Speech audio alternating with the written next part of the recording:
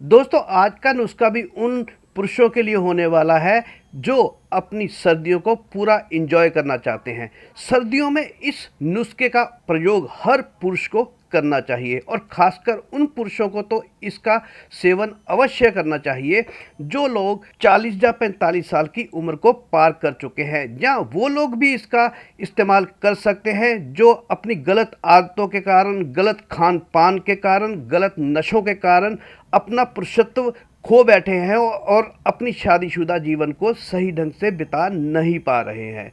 तो चलिए जल्दी से देख लेते हैं कि इस नुस्खे को बनाने के लिए हमें क्या क्या चाहिए और हमें इस नुस्खे को कैसे बनाना है। सबसे पहले इस नुस्खे के लिए दोस्तों हमें चाहिए 4 काजू। जो काजू होते हैं वो पुरुषों में टेस्टोस्टेरोन को बढ़ाते हैं, क्योंकि इनमें एक खास पदार्थ होता है सेलेनियम, जो पुरुषों के शरीर के टेस्टोस्टेरोन के स्तर को बढ़ाने में मदद करता है और पुरुषों में इस हार्मोन का होना बहुत ही आवश्यक होता है। इसके अलावा ये फर्टिलिटी भी बढ़ाता है क्योंकि काजू में जिंक होता है, और साथ ही साथ पुरुषों में स्पर्म काउंट और इनफर्टिलिटी की समस्या को भी दूर करने में काम आता है।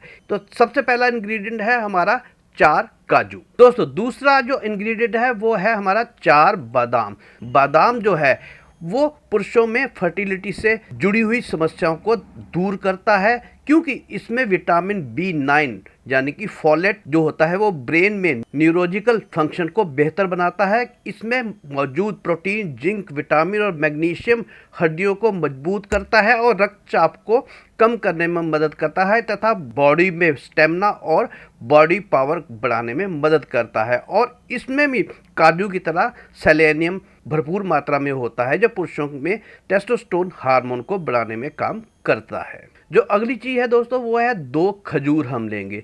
खजूर को अगर आप बाज़ार से लेकर आएँ तो उसको पहले अच्छी तरह से धो लीजिए। दोस्तों खजूर में मौजूद एस्ट्राडियोल तथा फ्लेवोनॉइड्स शुक्राणुओं की संख्या और उनकी गुणवत्ता को बढ़ाता है, और इसके साथ ही साथ इसको खाने से यौन इच्छा भी बढ़ती है। तो हम लेंगे 2 खजूर। दोस्तों अगला इंग्रेडिएंट है वो है हमारा 1 अंजीर। सिर्फ 1 अंजीर लेंगे। दोस्तों अंजीर जो है इसके अंदर जो जिंक होती है वो शुक्राणुओं की संख्या बढ़ाने में तो मदद करती ही करती है, साथ ही साथ उनकी गतिशीलता को भी बढ़ाने में मदद करती है तथा इनमें मौजूद विटामिन B6, कॉपर, मैग्नीशियम पुरुषों की सेहत के लिए कई तरह से फायदेमंद होता है। दोस्तों लास्ट इंग्रेडिएंट है हमारा वो है 1 चम्मच मगज। मगज यानी कि खरबूजे तथा तरबूज के बीज। आप और भी बीज इसमें इस्तेमाल कर सकते हैं, जैसे कि कद्दू के बीज या और जितने भी तरह के बीज हैं वो इस्तेमाल कर सकते हैं। मैंने लिए हैं खरबूजे के बीज और तरबूज के बीज। दोस्तों जो ये मगज है इनके अंदर मौजूद आर्जिनिन कंपाउंड जो होता है वो नसों को खोलता है तथा खून के प्रवाह को सही काम करने में मदद करता है। तो ये हम लेंगे 1 चम्मच। चलिए अब देख लेते हैं कि हमने नुस्खा कैसे बनाना है। चलिए दोस्तों एक बाउल में हम ये जितने भी हमारे इंग्रेडिएंट हैं वो सारे डाल देंगे, क्योंकि हमने इनको कम से कम 8 या 10 घंटे के लिए भिगोना है। क्योंकि इनका इस्तेमाल हमने रात को करना है तो आप सुबह इसको भिगो दें तथा इसके अंदर लगभग आधे से पौना गिलास पानी डालकर इसको ढककर रख दें 8 या 10 घंटे के लिए। ये देखिए लगभग 10 घंटे हो चुके हैं इनको भीगे हुओं को, और ये बिल्कुल सॉफ्ट भी हो जाएंगे और इनका थोड़ा सा साइज़ भी बढ़ जाएगा। और सबसे महत्वपूर्ण बात यह है कि इनकी जो बहुत ज़्यादा गर्म तासीर होती है जो नुकसान ना आपको पहुंचाए, वो गर्म तासीर भी इनकी जो है वो कम हो जाएगी।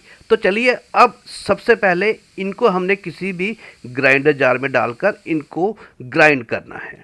चलिए ये सारी चीज़ें हम अपने एक ग्राइंडर में डाल देते हैं इनकी एक फ़ाइन पेस्ट बनाने के लिए। अच्छा एक बात मैं भूल गया कि ये जो खजूर हैं इनके आप बीज जो है इनको ग्राइंड करने से पहले अवश्य निकाल लीजिएगा। अगर आपके पास ऐसी खजूर है जिसके अंदर बीज नहीं है तो आप एज इट इज़ भी इसको डालकर ब्लेंड या ग्राइंड कर सकते हैं। और एक बात और कि ये जो पानी है जिसमें हमने इनको भिगोया था इसके अंदर भी बहुत ज़्यादा पौष्टिकता है। इसका सेवन भी आप किसी न किसी रूप में कर लें या इसको आप एज इट इज़ भी पी सकते हैं। चलिए अब हम इसके अंदर डालेंगे लगभग 4-5 चम्मच दूध के, ताकि ये अच्छी तरह से ब्लेंड हो जाए, एक दरदरा सा पेस्ट बन जाए।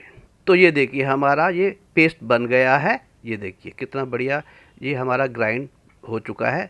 चलिए अब हम इसको एक गिलास में डाल लेते हैं। ये देखिए, चलिए ये हमारा सारा जो है पेस्ट जो है इस गिलास में आ गया है। चलिए अब लास्ट स्टेप हमारा बच गया। अब क्योंकि हमने इसको थोड़ा सा गुनगुना पीना है, अगर आप ज़्यादा गर्म पी सकते हैं तो आप ज़्यादा गर्म इसमें दूध डाल लीजिए। लगभग हमारा पौना गिलास दूध जो है इसमें हमारा डल जाएगा, क्योंकि पहले भी हमने थोड़ा सा दूध इसमें डाल रखा है और पेस्ट भी इसमें मौजूद है। चलिए अब इसको आप अच्छी तरह से हिला लीजिए। अब दोस्तों जान लेते हैं कि इसका सेवन आपने कैसे करना है। इसका सेवन आपने खाना खाने के बाद रात को सोने से लगभग आधा घंटा पहले पीना है। आप जितना गर्म चाहे उतना पी सकते हैं, जितना आपको अच्छा लगे, और इसे सिप सिप करके पीना है ताकि इसका पूरा असर जो है आपके शरीर के अंदर जाए। वैसे तो इसके अंदर हमने खजूर और अंजीर डाली हुई है, ये आपको बहुत स्वादिष्ट लगेगा, मीठा लगेगा। फिर भी अगर आप इसका टेस्ट और इसकी गुणवत्ता और बढ़ाना चाहते हैं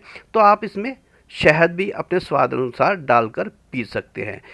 यकीन मानेंगे दोस्तों, सर्दियों में इसका सेवन ज़रूर करें, और गर्मियों में अगर आपने सेवन करना है, बहुत ज़्यादा गर्मियाँ हों तो तब आप इसका सेवन ना करें। नॉर्मल मौसम है तो आप हफ्ते में 2 दिन इसका सेवन कर लीजिए। बाकी सर्दियाँ जैसे दिसंबर जनवरी बहुत ज़्यादा सर्दी पड़ती है तो आप इसका सेवन रोज़ाना भी कर सकते हैं। ये पुरुषों के लिए बहुत ही पौष्टिक एक दूध बन जाता है। पुरुषों को इसका सेवन अवश्य करना चाहिए अपना पुरुषत्व कायम करने के लिए। अगर पुरुष इसका इस्तेमाल करते रहते हैं तो 60-70 साल तक भी वो बूढ़े नहीं होंगे और अपने जीवन को पूरा एंजॉय कर पाएंगे। तो दोस्तों ये थी आज की हमारी रेमेडी। आपको कैसी लगी अपने कमेंट्स में अवश्य बताइएगा, और लोगों तक भी इसको शेयर अवश्य कर दीजिएगा अगर आप चाहें तो, और हो सके तो चैनल को सब्सक्राइब भी कर दीजिएगा। तो चलिए दोस्तों, मिलता हूँ एक नई वीडियो के साथ। तब तक के लिए नमस्कार।